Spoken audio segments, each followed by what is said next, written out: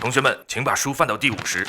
对了，今天咱班是不是来了个新同学？是啊，老师，我是新来的。你和大家介绍一下，你叫什么名字？我叫黄。黄什么？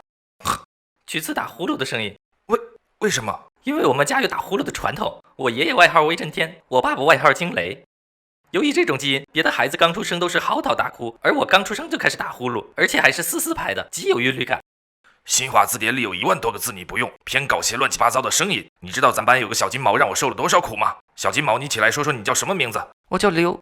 你听听，就因为上次开家长会，我点了几次他的名字，结果得了慢性胃炎。医生说就是因为没有嗝的时候强行打嗝造成的。我的名字比他简单啊，老师，他是往外喷的，我这是往里吸的。您不信来一遍试试。我才不是。您就试一下吧，像这样。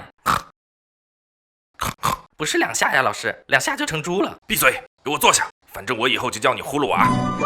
杨老师，最近教学工作开展的怎么样啊？挺顺利的，校长。对了，你们班新转去一个姓黄的小朋友，你一定要留意一下，他是我老同学的孙子。好的，他叫黄什么来着？黄。我问你，他叫黄什么？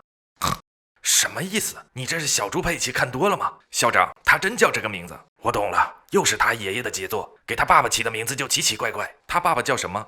黄。